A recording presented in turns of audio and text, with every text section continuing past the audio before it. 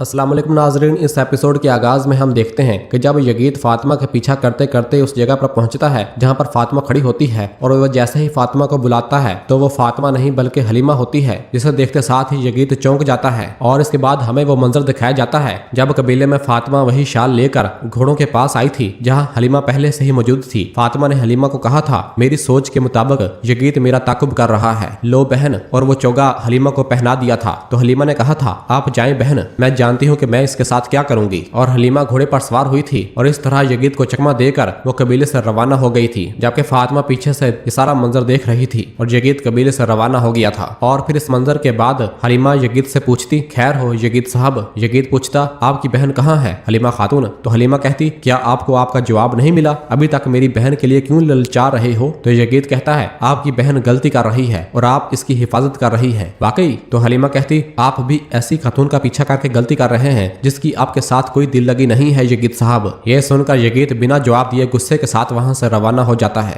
और फिर पीछे से हलीमा कहती है, हमेशा की तरह आपके पास कोई जवाब नहीं है, आप बस भाग सकते हैं यगीत साहब। जबकि इधर कबीले में जंदान वाले खेमे में शहजादी अस्पोर्चा और दैफने को बंद कर दिया जाता है। और फिर नीलोफर खातून जंदान के अंदर दाखिल होती है और अस्मा उनके लिए खाना लेकर आती है। नीलोफर कहती, तुम्हारी कोई और फरमाइश हो तो बहनें ले आएंगी, सलामती हो। अस्मा जैसे ही खाना आगे करती है तो अस्पोर्चा उस खाने को गिरा देती है। ये देखकर अस्मा को बहुत गुस्सा आता है तो नीलोफर अस्मा को रोक देती है। अस्पोर्चा कहती, मुझे तुमसे कुछ भी नहीं चाहिए। और फिर अस्मा प्लेट उठाती है और वहां से रवाना हो जाती है। दैफने कहती, हमारा यहाँ क्या काम बहन, आप ऐसा क्यों कर रही है? तो नीलोफर कहती, आप दोनों की हिफाजत के लिए, जैसा कि मैंने कहा, लेकिन मेरे सब्र की भी एक हद है। तो शहजादी कहती, मैं यकीनन यहाँ से निकलूंगी नीलोफर, फिर तुम्हारी इस बेइज्जती की कीमत बहुत ज्यादा होगी। नीलोफर कहती, तुम यकीनन यहाँ से निकलोगी लेकिन जब मैं चाहूंगी। और फिर अस्मा एक और प्लेट में खाना लेकर आती है और नीलोफर दैफने से कहती, अपना खाना खाओ दैफने, और इस औरत की पैरवी करके अपने आप को इससे महरूम ना करो। और अस्मा दैफने के सामने खाना करती है। यह देखकर दैफने शहजादी की जानब देखती है तो शहजादी दैफने को खाना ना लेने का इशारा करती है तो दैफने खाना वापस कर देती है। यह देखकर नीलोफर कहती, जैसे तुम्हारी मर्जी। और फिर अस्मा खाना लेकर रवाना हो जाती है और दैफने शहजादी के साथ ही फंस जाती है। जब वो खेमे से बाहर चले जाते हैं तो पीछे से दैफने शहजादी से कहती, मैंने पहले कभी इतनी तौहीन महसूस नहीं की, मैं अहम नहीं हूँ, लेकिन ये आपके साथ ऐसा कैसे कर सकते हैं? ये सब उरहान के मंसूबे हैं। तो शहजादी कहती, मुझे उरहान की बात पर भरोसा है, मेरे बाबा मोहब्बत के सुरमा के पैरोकार बन गए। ये सुनकर दैफने चौंक जाती है और पूछती, कैसे? तो शहजादी कहती, हमें यहाँ से किसी तरह निकलना है दैफने, मुझे अपने बाबा को इन शैतानों के हाथों से बचाना है। यह सुनकर दैफने हंसने लग जाती है। शहजादी जब गुस्से से दैफने की जानब देखती है तो दैफने खामोश हो जाती है।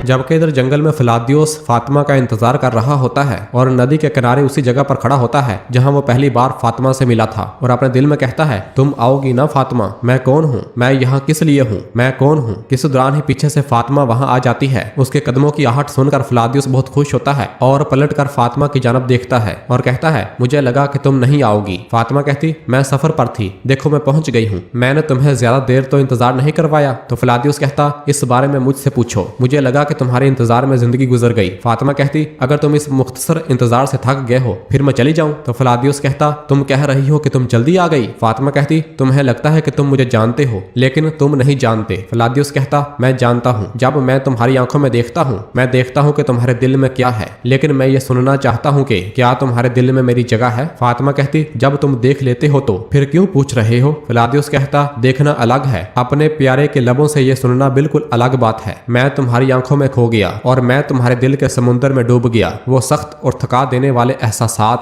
क्या तुम भी मेरे बारे में ऐसा ही महसूस करती हो? तो जवाबन फातिमा कहती है, मैंने सारी रात सोचा, इंसान जिससे प्यार करता है उससे कैसे बताता है? मेरे पास अल्फाज नहीं है कि जो मैं दिल में रखती हूँ उसे बयान कर सकूं। मेरी जबान बोलने से कासर है। मैं समझती थी कि मोहब्बत नामुमकिन है। मैं एक सरदार की बेटी हूँ अकचूरा, मेरा नाम, मेरे अल्फाज और मेरा रास्ता हमेशा एक जगह से जुड़ा हुआ है, मोहब्बत। मैंने सोचा कि ये मेरे लिए नहीं है, मैंने हमेशा अकल से काम लिया, लेकिन जब तुम मेरे सामने आए तो मैं अपना रास्ता भूल गई। मैंने जिंदगी में पहली बार अपनी माँ की नाफरमानी की तुम्हारे पास आने के लिए। मैं जंजीरों से आजाद हो गई। जिम्मेदारियां, हदूद, मेरे नाम से पहले हमेशा एक उन्वान होता है। और फिर वो कढ़ाई किया हुआ कपड़ा निकालते हुए कहती, अब मैं सिर्फ फातिमा हूँ, पहली बार सिर्फ फातिमा। और वो कपड़ा फ्लादियोस को देते हुए कहती, ये मेरी तरफ से तुम्हारे लिए है, सिर्फ एक ही चीज जो मैं तुम्हें अपने दिल से दे रही हूँ। ये सुनते साथ ही फ्लादियोस फातिमा की आंखों में खो जाता है और फिर उसके हाथ पर अपना हाथ रखता है तो फातिमा अपना हाथ निकाल लेती है और फ्लादियोस उस रुमाल को पकड़ लेता है। फातिमा कहती, इसका मेरे नाम, मेरे अल्फाज या मेरे बोझ से कोई ताल्लुक नहीं है। ये वो जगह है जहाँ मैंने अपनी हद को अबूर किया। अब ये तुम्हारा है जैसा कि मेरा दिल है। मैं तुम्हें इस सुर्ख रुमाल के साथ अपना दिल देती हूँ क्योंकि हमारे दिल एक साथ धड़कते हैं। वो जिंदगी भर इस सुर्ख टुकड़े से जकड़े रहें। यह सब सुनकर फ्लादियोस कहता है, मैं तुमसे वादा करता हूँ कि मैं इस परिंदे को अपनी जिंदगी के आखिर तक अपने दिल में रखूंगा। मेरा दिल इसके लिए पिंजरा नहीं बल्कि इसका घोंसला होगा। जब तक मेरा दिल धड़कता है मैं सिर्फ तुम्हारे लिए जीऊंगा, मैं सिर्फ तुम्हारे लिए मर जाऊंगा। तो फातिमा कहती, नहीं मरते अकचोरा, बल्कि हम जिएंगे पूरी उम्र एक साथ। तो फ्लादियोस कहता, हम जिएंगे लेकिन मैं मुतजस्सिस हूँ कि अगर मैं अकचोरा ना होता तो और कोई और होता तो। फातिमा कहती, तो क्या बदल जाता? जब तक तुम हो तो नाम की क्या अहमियत है? मैं तुमसे मोहब्बत करती हूँ, तुम्हारे दिल से मोहब्बत करती हूँ और तुम्हारी इन आंखों से जो मुझे मोहब्बत से देखती हैं। यह सुनकर फ्लादियोस बहुत खुश होता है और उस रुमाल पर बने उस परिंदे को देखता है और कहता है, मैं अब दुनिया का सबसे खुश नसीब और दुनिया का सबसे ताकतवर और सबसे ज्यादा खुशकिस्मत आदमी हूँ। और उस कपड़े को चूमता है।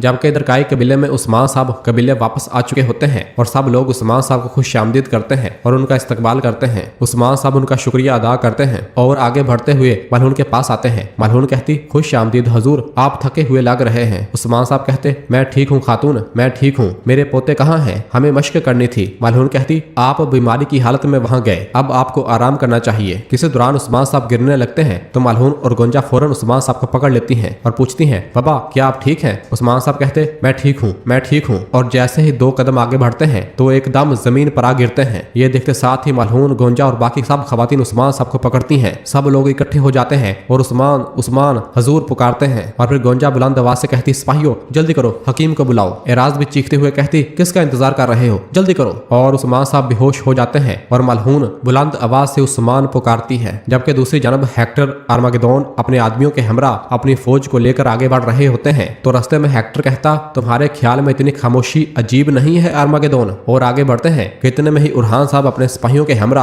अपने घोड़े भगाते हुए उनके सामने आ जाते हैं। उन्हें अपने सामने आता हुआ देखकर हेक्टर कहता, उरहान साहब कहते, लोमड़ी ने खुद को ज़ाहिर कर दिया, तुम्हारा शिकार बाबरकत हो बहादुरो। और फिर इधर आर्मागेदोन पूछता, ये कैसे हुआ? उरहान को हमारे रास्ते का कैसे पता चला? तो हेक्टर कहता है, फ्लादियोस। और फिर इस दौरान पीछे से ही फ्लादियोस भी अपने आदमी के हमरा अपना घोड़ा भगाते हुए वहां पहुंच जाता है और हेक्टर के पास आकर कहता, हेक्टर, उरहान अकेला नहीं है, इन्होंने पिछली पहाड़ी और वादी के तमाम रास्तों पर कब्जा कर लिया है। यह सुनकर हेक्टर फ्लादियोस की जानब देखकर हंसता है और फिर हेक्टर अपना घोड़ा लेकर थोड़ा आगे आता है और कहता, तुम हमें थकाना नहीं चाहते थे, इसलिए तुम अपने कदमों से अपनी मौत तक आए हो उरहान। ऐसा ही सही, मैं तुम्हें जहन्नम के कुत्तों से मलवाता हूँ। तो जवाबन उरहान साहब कहते, तुम वो हो जो अपने कदमों से अपनी कब्र तक आए हो हेक्टर। मैं तुम्हारी हड्डियां तुम्हारे पीछे खड़े कुत्तों की खुराक बना दूंगा और इन्हें भी जो तुम्हारे पीछे खड़े हैं जहाँ से वो आए हैं जहन्नम की गहराइयों में भेज दूंगा। तो जवाबन हेक्टर कहता, देखते हैं। और अपनी तलवार बाहर निकालते हुए कहता, खुदा यही चाहता है। तो उसके तमाम सिपाही और फौज भी बुलंद आवाज से कहते हैं, खुदा यही चाहता है, खुदा यही चाहता है। और फिर उरहान साहब कहते, जो जंग आज यहाँ छिड़ेगी वो सिर्फ 2 फौजों के दरमियान जंग नहीं होगी बल्कि 2 मुख्तलिफ जहानों के दरमियान हक और बातिल की जंग है। और अपनी तलवार बाहर निकाल लेते हैं तो तमाम काई सिपाही और बाकी फौज भी अपनी अपनी तलवारें बाहर निकाल लेते हैं। उरहान साहब अल्लाह अकबर का नारा बुलंद करते हैं तो सब लोग भी अल्लाह अकबर के फलाग शिगाफ नारे बुलंद करते हैं और इस तरह से दोनों अतराफ के सिपाही एक दूसरे के आमने सामने खड़े हो जाते हैं।